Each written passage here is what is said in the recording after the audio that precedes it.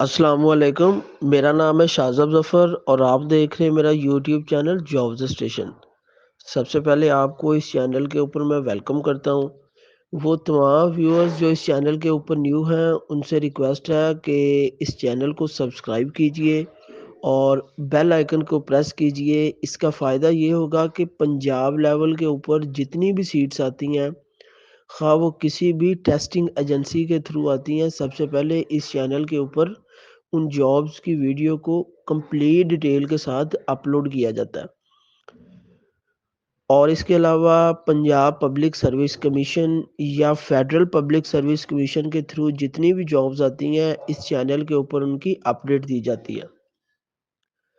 تو ریسنٹلی ہم نے ایک انٹرویو سیریز ہم نے سٹارٹ کی تھی، ڈیفرنٹ کینڈیڈیٹس کے ڈیفرنٹ پوسٹ کے انٹرویو جو ہے وہ ان کی اپنی زبانی ہم اس چینل کے اوپر اپلوڈ کر چکے ہیں۔ کل اور پرسوں میں نے 2 دن میں جونیئر کلرک کے کچھ انٹرویوز میں نے اپڈیٹ کیے ہیں۔ ان انٹرویوز کی ویڈیوز اگر آپ نے نہیں دیکھی تو وہ اس ویڈیو کی ڈسکرپشن میں ان ویڈیوز کے لنک میں آپ سے شیئر کر رہا ہوں۔ آپ اس ویڈیو کو دیکھنے کے بعد ان ویڈیوز کو بھی دیکھ سکتے ہیں۔ آج کی ویڈیو میں ہم آپ سے شیئر کرنے جا رہے ہیں جونیئر کلرک ان Punjab procurement regulatory authority PPRA میں ریسنٹلی کچھ سیٹس آئی تھیں، 11 سیٹس تھیں۔ تو ان کے انٹرویو ریسنٹلی کنڈکٹ ہوئے ہیں، ابھی ان کا فائنل رزلٹ نہیں آیا۔ تو اس میں ہمارے ایک دوست ہیں، بہت معزز ہمارے کولیگ ہیں، حنان امجد نام ہے ان کا، انہوں نے بھی اپنا انٹرویو دیا ہوا۔ تو جی حنان بھائی، کائنڈلی آپ اپنا انٹرویو شیئر کیجئے گا تاکہ تمام سننے والوں کو فائدہ ہو سکے۔ Thank you. بہت شکریہ شاذب بھائی کہ آپ نے مجھے اپرچونٹی دی کہ میں اپنا انٹرویو ایکسپیرینس آپ سے شیئر کر سکوں۔ بیسیکلی میرا انٹرویو جو تھا وہ پنجاب پروکیورمنٹ ریگولیٹری اتھارٹی کا تھا، جونیئر کلرک کا۔ 9 سیٹس تھی ٹوٹل، 8 اوپن میرٹ پہ اور ایک وومن کوٹا پہ۔ سب سے پہلے ہمارا ریٹن ہوا تھا، اس کے بعد اوبویسلی پروفیشنسی اور ٹائپنگ ٹیسٹ ہوا تھا، اینڈ الٹیمیٹ 15 فیبرری کو انہوں نے ہمیں انٹرویو کے لیے بلایا PPSC ہیڈ آفس لاہور۔ تو میں گیا 9 بجے، ایک صبح ٹائم تھا، تو میں 9 بجے ہی پورے ٹائم پہ وہاں پہ پہنچا تھا۔ انیشیلی سب سے پہلے ہمیں روم بتایا گیا کہ اس روم کے اندر آپ کا ہوگا، انٹری کرنے کے بعد کمپیوٹرائز انٹری وہ کرتے ہیں، تو اس کے بعد انہوں نے ہمیں روم بتا دیا۔ اور اس روم کے باہر پھر کینڈیڈیٹس بیٹھتے ہیں اور ڈاکومنٹس کی ویریفیکیشن اور اوورال انٹری وغیرہ ہوتی ہے۔ تو میں روم کے باہر بیٹھا جا کے، تو ڈاکومنٹ ویریفیکیشن ہوئی، اینڈ اس دن کے حساب سے نمبر الاٹ ہوتا ہے، مطلب کہ فار انسٹنس اگر آپ کا لسٹ میں کسی بھی نمبر پہ نام ہے، وہاں اس دن کی ایک اسپیسیفک لسٹ بنتی ہے، وہ جتنے بھی کینڈیڈیٹس ہوتے ہیں۔ تو اس دن کے حساب سے میرا 8واں نمبر تھا، تقریباً 1 سے 1.5 گھنٹے کے بعد میری باری آئی۔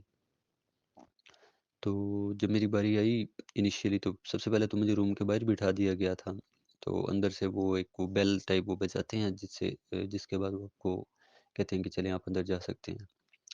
تو میں گیا، بیسیکلی جو ہمارے چیئرمین تھے ذوالفقار احمد گھمن صاحب تھے، انہوں نے ہمارا انٹرویو جو ہے وہ کنڈکٹ کیا۔ میں انٹر ہوا، سلام کہہ کے، اور چیئر کے پاس جا کے کھڑا ہو گیا۔ انہوں نے مجھے خود کہا کہ آپ بیٹھ جائیں، میں بیٹھ گیا۔ اس کے بعد انہوں نے مجھ سے کہا اچھا جی آپ کا نام حنان ہے؟ میں نے کہا جی۔ کہتے اس کا میننگ کیا ہے؟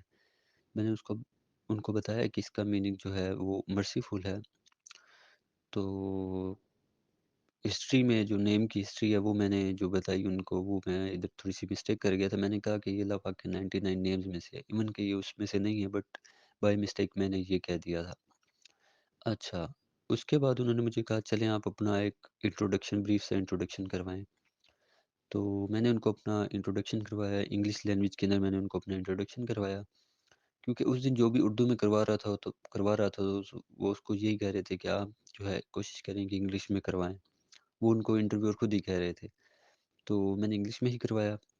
اور جب میں انٹرویو کے دوران انٹروڈکشن اپنا دے رہا تھا، تو انہوں نے مجھے ان بٹوین ہی روک دیا کہ آپ نے لاسٹ ڈگری جو آپ بتا رہے ہیں، ویسے میرا MA تھا بٹ وہاں پہ میں نے BA بتایا تھا۔ تو انہوں نے کہا آپ نے BA میں کون سے سبجیکٹس پڑھے ہیں؟ میں نے ان کو کہا جی میں نے انٹرنیشنل ریلیشنز اور انگلش لٹریچر پڑھا ہے۔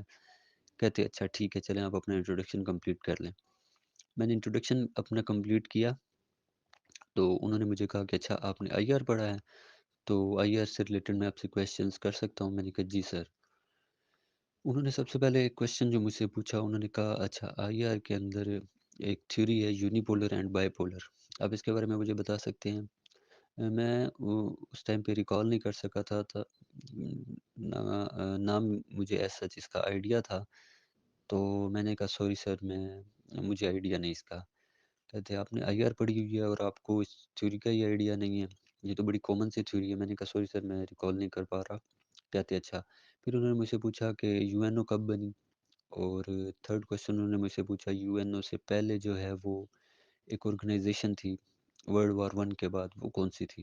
تو میں نے ان کو بتایا کہ وہ لیگ آف نیشنز تھی. پھر انہوں نے مجھ سے پوچھا کہ سیکیورٹی کونسل کے کتنے ممبر ہیں، وہ میں نے ان کو بتایا. پھر کہتے پرماننٹ کون سے ہیں اور نان پرماننٹ کون سے ہیں، وہ میں نے ان کو بتایا. پھر انہوں نے کہا کہ ایک اور کنٹری ہے جو پرماننٹ ممبر بننے کے لیے کوشش کر رہا ہے اس کا تو سیکیورٹی کونسل کا. تو میں اس ٹائم پہ میں نے کہا سر سوری میں ریکال نہیں کر پا رہا، میں نے یہ سنا ہے. کہتے اچھا کوئی گیس لگا دے. میں نے کہا sir if I am not wrong it's اسرائیل. یہ آنسر غلط تھا، اس کا آنسر انڈیا ہے بیسیکلی، میں نے آگے جو دیکھا تھا. اس کے بعد انہوں نے مجھے جو ہے وہ کمپیوٹر والی ایک میم تھی ان کی طرف وہ ریفر کر دیا. انہوں نے سب سے پہلے مجھ سے پوچھا حنان آپ نے کمپیوٹر پہ کس حد تک کام کیا ہوا ہے. میں نے ان کو کہا میم ایسا تو نہیں کیا ہوا but during proficiency test he preparation کی تھی تو تبھی یہ کیا تھا. انہوں نے کہا اچھا. کہتی اچھا میں آپ سے ایم ایس آفس سے ریلیٹڈ کویشچنس کر سکتی ہوں. میں نے کہا جی میم آپ کر سکتی ہیں، میں نے بیسک لیول پہ کیا ہوا ہے. انہوں نے کہا اچھا رو اور کولم کو آپ کیسے ڈیفائن کریں گے. میں نے رو کولم کو جب ڈیفائن کیا تو میں اس کا الٹ بتا گیا تھا.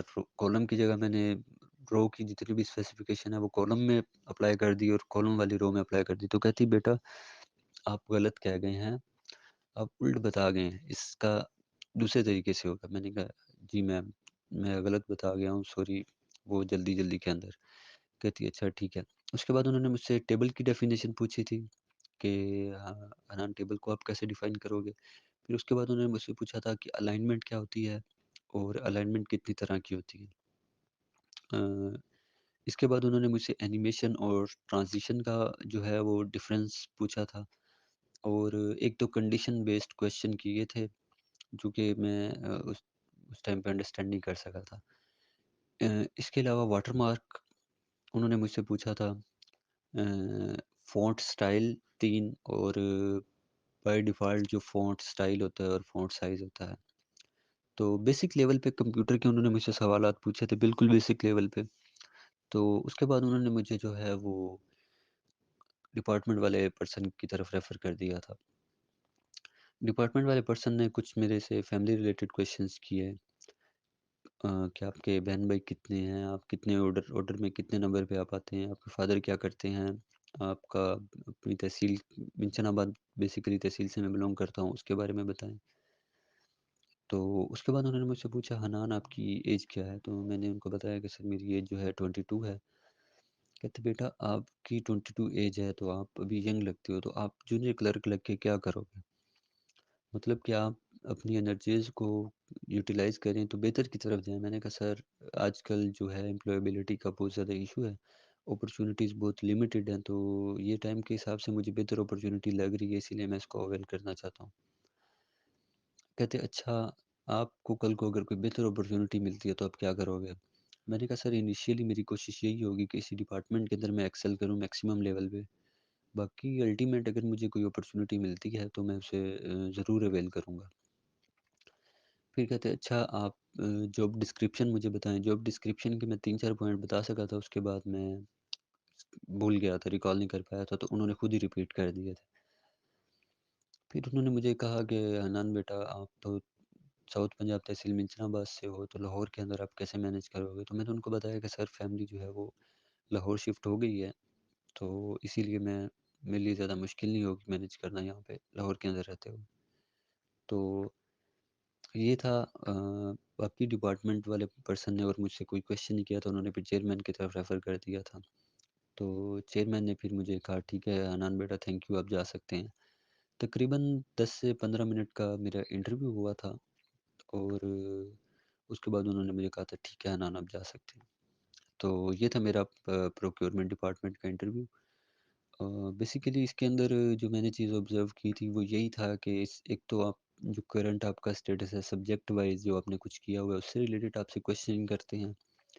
اس کے بعد اوبویسلی ایک ڈپارٹمنٹ کا جو بندہ ہوتا ہے وہ آپ سے ڈپارٹمنٹ سے ریلیٹڈ کویشچنس کرتا ہے، اور ان کیس اگر کوئی آئی ٹی بیسڈ جاب ہے جیسے جونیئر کلرک ہو گیا اسسٹنٹ ہو گیا تو ایک کمپیوٹر کا بندہ بیٹھا ہوتا ہے، وہ آپ سے ایکسکلوسیولی جو ہے ایم ایس آفس سے ریلیٹڈ جو ہے وہ کویشچنس کرتا ہے۔ تو یہ تھا شاذب بھائی میرا انٹرویو۔ بہت شکریہ آپ نے مجھے اپرچونیٹی دی کہ میں جو ہے وہ اپنا ایکسپیرینس شیئر کر سکوں، بہت شکریہ۔